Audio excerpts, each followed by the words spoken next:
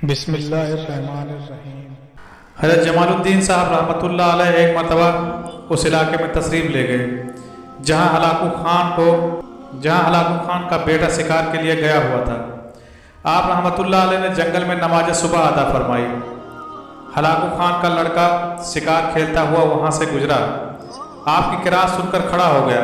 जब आप रहमतुल्लाह अलैह नमाज से फारिग हुए तो कहने लगा, आपका कुरान पाक पढ़ना मैंने सुना है और यकीन किया है कि यह खुदा ताला का कलाम है, लेकिन आज मैं इस्लाम नहीं लाता। मेरा वालिद हलाकू खान जब फौत हो जाएगा उस वक्त आप तशरीफ़ लाना, मैं इस्लाम कबूल कर लूँगा। चुनांचे हलाकू खान की वफ़ात के बाद जब वही लड़का तख्त नसीन हुआ तो हज़रत जमालुद्दीन साहब रहमतुल्लाह अलैह का विसाल हो चुका था।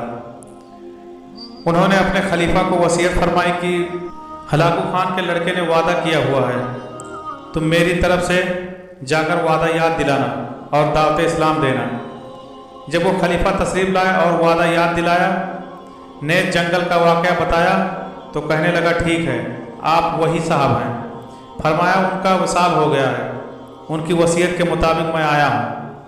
जब बादशाह इस्लाम लाने को तैयार हो गया तो नसीरुद्दीन तोसी जो सिया था कहने लगा, इस तरह नहीं होगा, बल्कि एक शर्त है, वो ये है कि सिक्का पिघलाकर इनके मुंह में डाला जाए।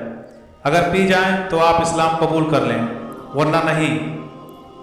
उन्होंने फरमाया, बादशाह तेरे वादे में ये शर्त नहीं है, लेकिन तोसी कहने लगा, ये जरूर होगा। चुनांचे जल्दी जल्दी उसने सिक्का पिघलाकर खलीफा साहब के मुंह में डाला तो आप शरबत की तरह पी गए। अब बादशाह तैयार था कि तोसी ने दोबारा चालाकी जाहिर की और कहने लगा, अब तो चंद आदमी आपके पास हैं। बादशाह का इस वक्त इस्लाम कबूल करना, एक मजहब छोड़कर दूसरा मजहब इख्तियार करना मामूली बात नहीं, इसलिए मजमा आम होना चाहिए ताकि दूसरे भी देखकर इब्तिदा करें। इसकी सूरत यह है कि एक दिन मुकर्रर करके वसी मैदान में तमाम लोग जमा हो जाएं।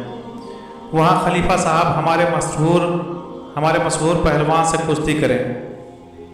अगर उसको भी गिराया तो फिर बादशाह को आम इख्तियार होगा।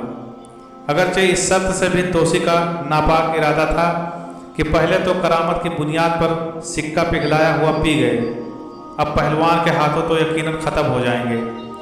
लेकिन जब आम लोगों के सामने कुश्ती की सूरत में एक तरफ मोटा ताज़ा तजुर्बेकार ताकतवर पहलवान और दूसरी तरफ दुबले से फ़कीर की हल्की फुल्की तस्वीर सामने थी।